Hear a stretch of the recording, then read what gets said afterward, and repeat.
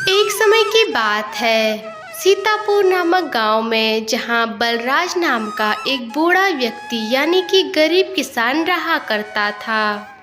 बूढ़ा किसान बलराम का अपना ही एक छोटा सा परिवार था, जिसमें उसकी पत्नी और दो बच्चे रहा करते थे। समय के साथ साथ अब वक्त भी गुजरने लगा और वक्त के साथ बूढ़े किसान बलराम ने अपनी बेटी की शादी भी कर दी और अपने बेटे की भी शादी कर दी, जिससे कि वह अपनी जिम्मेदारियों से अब मुक्त हो गया था। अरे सुनती हो भाग्यवान, अब हमने अपने बेटे और बेटी की शादी दोनों की कर दी है और हम दोनों अब तो जिम्मेदारी मुक्त हो गए हैं। हम सोच रहे हैं क्यों ना हम दोनों इस बार हरिद्वार जाके गंगा स्नान कर आए। जी जी हाँ जी, आप सही कह रहे हैं। अब हम दोनों जिम्मेदारी से मुक्त हो गए हैं। हमारी बेटी भी अच्छी घर बार में चली गई है और बेटे को भी शादी करके हम अपनी एक अच्छी सी बहू घर पर लाए हैं। बस तो अब हमारी आखिरी इच्छा है कि इस बार गंगा स्नान कर आए, बस चारों धाम घूम घाम कर घर वापस लौट आए। अब तो बस यही इच्छा है हम दोनों की। गरीब किसान बलराम और उसकी पत्नी मालती ने दोनों ही अपनी अपनी जिम्मेदारी निभा ली थी, इसलिए वे दोनों ही हरिद्वार जाके गंगा स्नान करके और चारों धाम घूमकर अपने घर लौट आना चाहते थे। परंतु गरीब किसान यानी कि बूढ़े व्यक्ति बलराम के पास अपने बेटे और बेटी की शादी के लिए इतने पैसे नहीं थे, क्योंकि वह सिर्फ अपने एक खेत कमाकर ही अपने घर का गुजारा करता था। इसलिए उसने शादी करने के लिए गांव के एक लाला से कुछ पैसे उधार यानी कि कर्ज लिए थे। इसीलिए गांव का मुखिया यानी कि लाला हरिचंद अपने पैसे लेने के लिए बूढ़े किसान बलराम के घर पहुंच जाता है। अरे वाह वाह वाह वाह वाह वाह, अरे मेरे पैसे तो अभी तक दिए नहीं जो तुमने कर्ज लिए थे, और बात कर रहे हो गंगा स्नान की। अरे वाह वाह वाह वाह। अरे मुखिया जी, आइए आइए, आपका कैसे आना हुआ हमारे घर। देखो बलराम, तुम्हें तो पता ही है मैं किस लिए आया हूँ, इसलिए मैं सीधे सीधे तुम्हारे मुंह पे कह देता हूँ कि जो तुमने पैसे मुझसे उधार लिए थे, यानी कि अपने बेटे और बेटी की शादी के लिए मुझसे कर्ज लिया था, उनकी शादी को अब 2 साल हो गए हैं और तुमने मेरे पैसे अभी तक नहीं दिए हैं। देखो बलराम, सीधे तरीके से मेरे सारे पैसे मुझे वापस कर दो, वो भी ब्याज सहित। मुझे मेरे पैसे 1 लाख रुपए हो गए हैं 2 सालों में तुम्हारे, और मुझे वो सारे के सारे पैसे अभी चाहिए, वरना मैं तुम्हें धक्के मार के इस घर से बाहर निकाल दूंगा। जी मालिक, ऐसा मत कीजिए, हम गरीब पर तरस करिए, दया खाइए। अगर आप हमें इस घर से निकाल देंगे तो हम कहाँ जाएंगे। मुखिया जी, मैंने तो तुमसे 50,000 रुपये कर्ज लिया था और आप बोल रहे हैं कि 1 लाख रुपया। कम से कम अगर ब्याज की दर पर भी आप दे रही हो तो कम से कम 72,000 रुपये हो जाते हैं, पर आप तो 1 लाख रुपए ले रहे हो। नहीं सेठ जी, ये मेरे साथ इंसाफ नहीं हो रहा है। मैं आपको 1 लाख रुपए नहीं देने वाला, मैं आपको 72,000 रुपये ही दूंगा। देखो बलराम, मैंने तो तुम्हें उसी वक्त बता दिया था, अगर 1 साल में दोगे तो 72,000 रुपये, अगर 2 साल बाद दोगे तो वही 1 लाख रुपए हो जाएगा, और मैं अपनी बातों का पक्का हूँ। नहीं नहीं सेठ जी, ऐसा आपने कब कहा था, आपने तो मुझे बताया ही नहीं।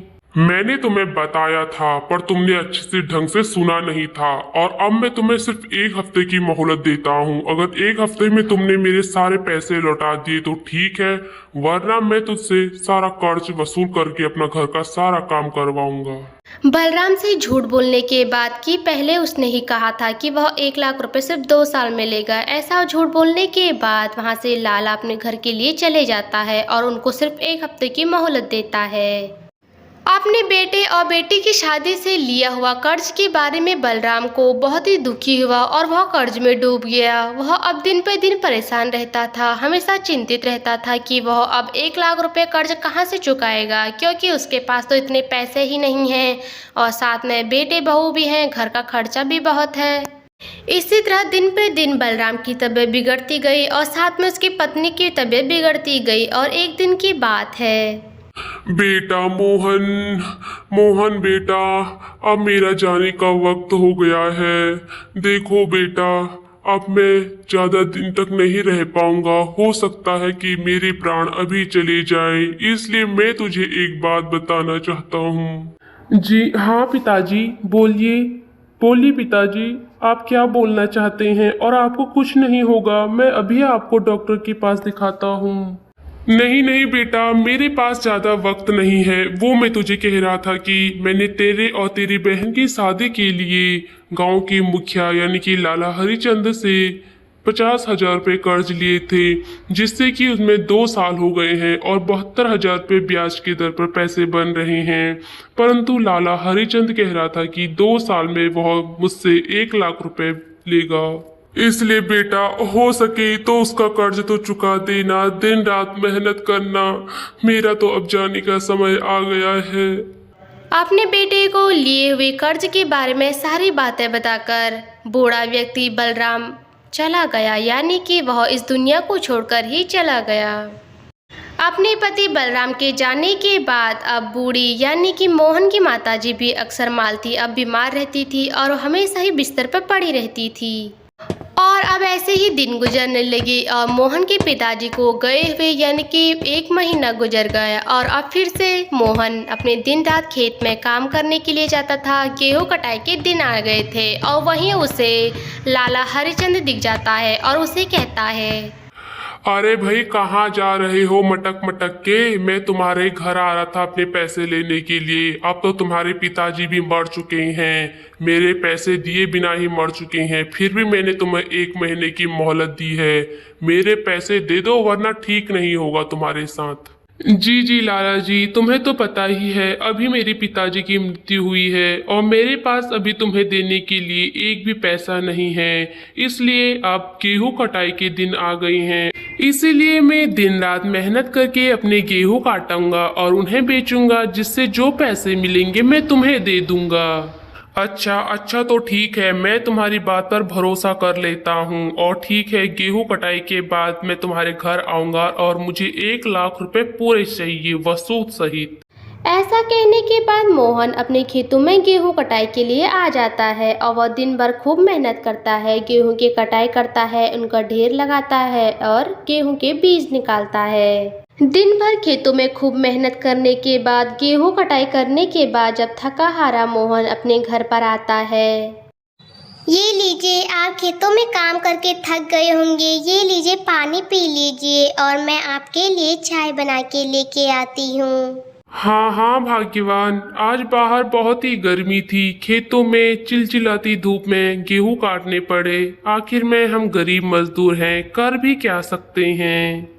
हाँ जी, हम गरीब मजदूरों के पास तो बस कोई सहारा ही नहीं है। हमारे पास एक खेत है, उसमें ही जो गेहूं है उसे बेचकर जो हमारा घर का खर्चा चलता है। सुनिए जी, मैं सोच रही थी कि इस बार हमारी बेटी भी अब बड़ी हो गई है, उसका स्कूल में एडमिशन, उसका दाखिला कराना है। उसके लिए हमें पैसे चाहिए और माँ जी की भी दवाइयाँ ख़त्म हो गई हैं और उनके लिए दवाइयाँ भी तो लानी है। हाँ भाग्यवान, परंतु तुम्हें तो पता है ना, हमारी शादी के लिए पिताजी ने जो कर्ज लिया था वो कर्ज मुझे तारना है। इसलिए मैं गेहूं बेचकर इस बार लाला हरिचंद का कर्ज तार देता हूँ। और रही बात मुन्नी की स्कूल की एडमिशन, उसकी दाखिले की, तो उसका दाखिला हम अगले साल कर लेंगे। इस बार तुम उसी घर पर ही पढ़ाओ और अभी माँ की भी दवाइयाँ लानी है। हाँ वो तो है, आप इस बार गेहूं बेचकर लाला हरिचंद का सारा कर्ज उतार दो ताकि हमें बार बार परेशान और चिंता ना होना पड़े। और देखो तो अगर मैं भी बाहर कहीं काम करने के लिए जाती तो माँ जी का भी ध्यान रखना पड़ता है, उनकी दवाई पानी उनका सेवा करना पड़ता है। और मुन्नी भी अभी बहुत ही छोटी है, उसका भी ध्यान रखना पड़ता है, वरना मैं तुम्हारी मदद जरूर करती पैसे कमाने में। नहीं भाग्यवान, जब तक मैं हूँ तुम्हें कमाने की कोई जरूरत नहीं है। मैं कमा तो रहा हूँ ना, तुम घर को देखो। अगर दोनों ही कमाने लग गए तो घर पर माँ और मुन्नी की देखभाल कौन करेगा। और देख रहा हूँ कि हमारा राशन भी अब कुछ ही दिनों के लिए रह गया है, इसलिए मुझे गेहूं कटाई के साथ कुछ और भी काम करना पड़ेगा, जिससे कि हमारा घर का राशन भरा रहे, हमारे खाने के लिए खाना तो रहे। जी हाँ, भगवान भी हम पर तरस नहीं खाता है। आखिर हम इतने गरीब हैं, हमारे खाने के लिए ही हमारे पास पैसे नहीं हैं, तो हम कर्ज कहाँ से करेंगे। और हम गरीबों को तो अमीर लोग ऐसे ही ठग देते हैं। अब बताओ, 72,000 रुपये कर्ज हो रहा था और लाला ने 1 लाख रुपए कर दिए। लाला हमें कितना ठग रहा है, हम गरीबों को कितना वो कर रहा है। हाँ भाग्यवान, अब हम कर भी क्या सकते हैं, हमें लाला की बात माननी ही पड़ेगी। आखिर वो एक अमीर है, अगर हमने उसके पैसे नहीं दिए तो वो हमें जेल डाल देगा। ऐसे ही गरीब किसान मोहन और उसकी पत्नी को हमेशा कर्ज की टेंशन लगी रहती थी और घर की भी टेंशन लगी रहती थी। वहीं गांव के सेठ, अमीर लोग, चाहे कोई भी हो, वो गरीब लोगों को ठगते रहते थे, उनसे पैसे ले रहते थे। और अब ऐसे ही मोहन खेतों में दुगनी मेहनत करता था। वह खेतों में जाता था, गेहूं काटता था, उन्हें इकट्ठा करता था, उनसे बीज निकालता था और बोरी बोरी में गेहूं भरता, उन्हें ढोता और उन्हें बाजार बेच दिया करता था। 50-50 किलो के गेहूं के कुंतल से भरा हुआ गेहूं का बोरा मोहन बेचारा अकेला ही ढोता था। वह अपनी पीठ पे ले जाता था और दुकान में बेच दिया करता था। और ऐसे ही एक दिन मोहन ने दिन रात मेहनत करके अपने खेतों से जो हुए गेहूं थे उन्हें सारे बोरे बोरे में बाजार बेच दिया और उनसे जो भी पैसा मिला वह उन्हें पैसे लेकर अमीरचंद के घर कर्ज वापस करने के लिए चला गया। ये लीजिए लाला अमीरचंद जी, मेरे पिताजी ने जो आपसे कर्ज लिया था, मैं वो कर्ज आपको वापस लौटाने आया हूँ। मैंने दिन रात मेहनत करके अपने गेहूं के बोरे बाजार में बेचे हैं और उनसे जो भी पैसा मिला है मैं उनसे कर्ज उतार रहा हूँ। अरे बाबा लाला, मेरे सारे पैसे दे मुझे। अरे तुम जैसे गरीबों को मैं आज के बाद कभी भी पैसे नहीं दूंगा। अरे वैसे किसी और को नहीं दूंगा, तुमको तो दूंगा। तुम तो बहुत ही ईमानदार व्यक्ति लगते हो मुझे। अगर कभी तुम्हें कर्जा चाहिए तो मुझसे ले जाना। नहीं नहीं लाला जी, अगर मुझे कभी पैसों की जरूरत पड़ी तो मैं खूब मेहनत करके पैसे कमाऊंगा, पर तुम जैसे लालाओं से पैसे कभी नहीं मांगूंगा जो गरीब लोगों को ठगते हैं। उनसे कम पैसे देकर उन्हें ज्यादा दर पर सारे पैसे वसूलते हो। अरे तुम तो गरीबों को कच्चा खा जाते हो, तभी तो गरीब लोग आगे नहीं बढ़ पाते हैं।